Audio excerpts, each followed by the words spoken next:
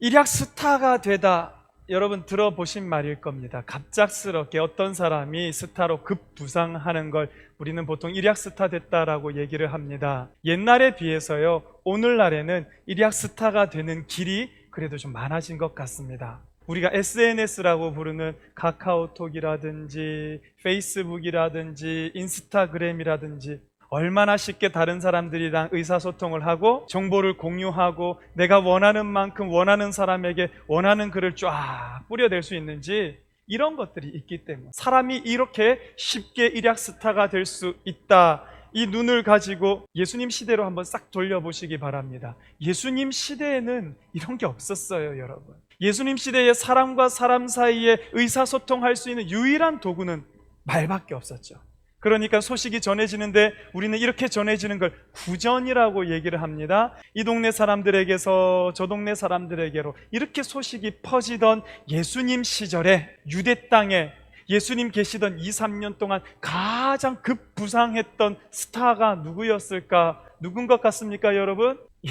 예수님이었습니다. 예수님.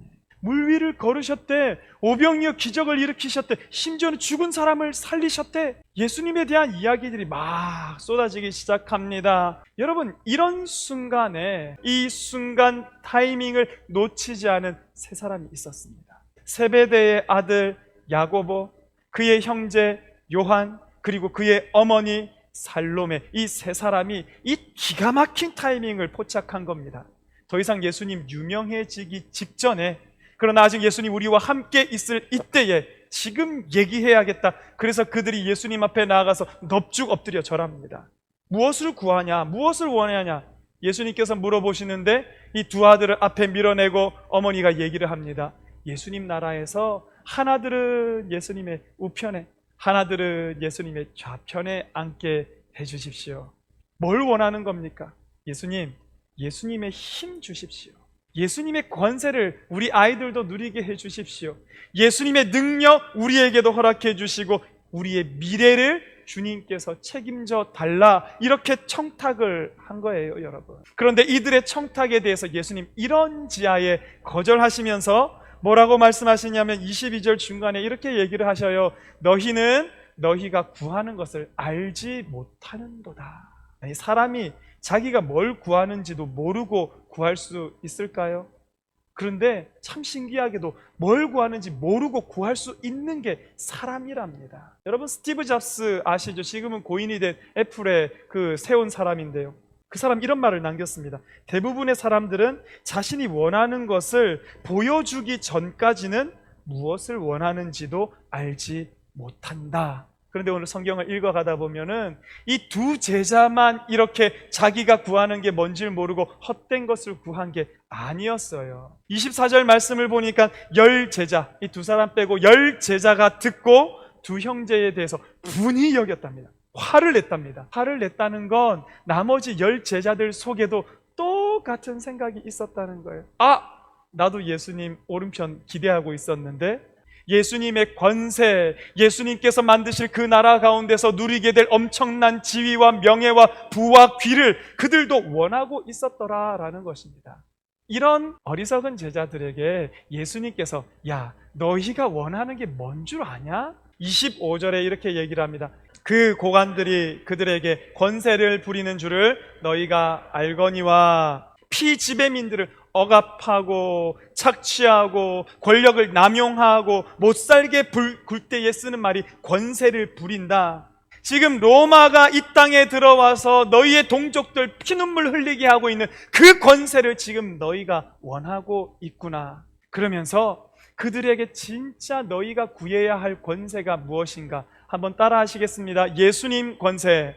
예수님 권세가 무엇인지 일러주시기 시작하는 게 26절, 27절, 28절입니다. 너희 중에는 그렇지 않아야 하나니 너희 중에 누구든지 크고자 하는 자는 너희를 섬기는 자가 되고, 너희 중에 누구든지 으뜸이 되고자 하는 자는 너희의 종이 되어야 하리라.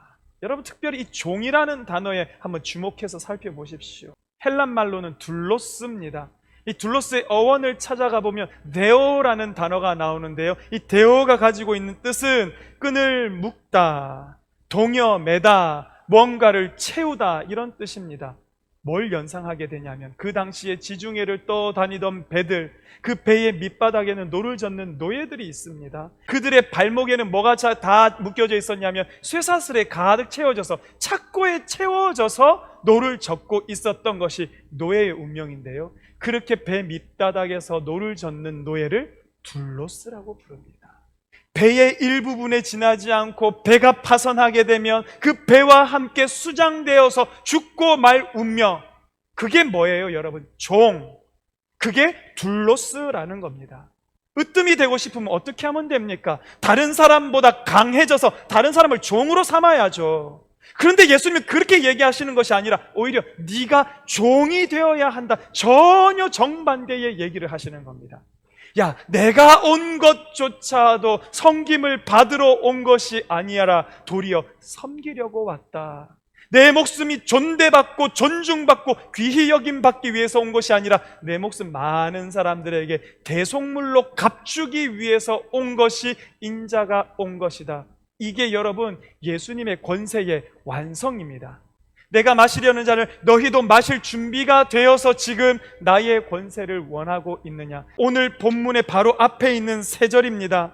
마태복음 20장 17절, 18절, 19절, 예수께서 예루살렘으로 올라가려 하실 때에 12제자를 따로 데리시고 길에서 이르시되 보라, 우리가 예루살렘으로 올라가노니 인자가 대제사장들과 서기관들에게 넘겨짐에 그들이 죽이기로 결의하고 이방인들에게 넘겨주어 그를 조롱하며 채찍질하며 십자가에 못 박게 할 것이나 제3일에 살아나리라. 아멘. 마치 무엇과 같습니까? 빌립보서 2장 6절에 그는 근본 하나님의 본체시나 하나님과 동등됨을 취할 것으로 여기지 않으시고 이 땅에 오셨다라는 거예요. 7절, 오히려 자기를 비워서 종의 형체를 가지사 사람들 같이 되셨다는 겁니다. 종이 되셨다는 거예요. 사람의 모양으로 나타나사 자기를 낮추시고 죽기까지 복종하셨으니 곧 십자가에 죽으심이라. 참 대조적이지 않습니까? 예수님이 왕 되었을 때 누가 제일 존대받을 사람이 될 것인지, 야, 이력으로 보나 예수님을 따라다니는 시간으로 보나 내가 되어, 그것 가지고 다투고 있는 이 예수님의 길과 제자들이 원하는 것에 이 절묘한 대비가 오늘 성경 속에서 보이고 있는 거예요. 예수님은 비참한 십자가를 쫓아갑니다. 그 순종의 힘, 하나님을 신뢰하는 그 믿음의 힘, 그 낮아지기를 원하는 낮아지는 힘, 이것이 예수님의 권세인 것을 여러분 기억하시기를 간절히 바랍니다. 그래서 그 십자가에서 최후 승리를 얻을 때까지 하나님을 기다리고 낮아지고 비참하고 끝내는 죽는 이것이 예수님의 권세. 여러분, 이게 세상과 다른 것이다라는 것입니다. 그 예수님과 함께 낮아지고 약해지고 십자가의 앞에까지 나아가 설 수 있는 우리 모든 성도님들 되시기를 주님 이름으로 축원합니다.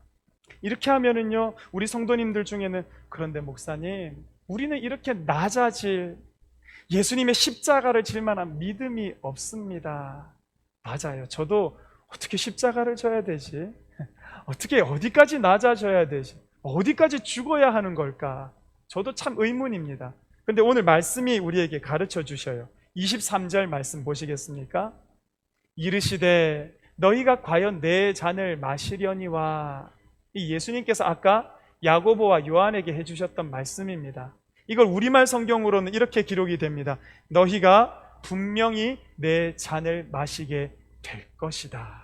예수님께서 이들을 어떻게 사용하셨습니까?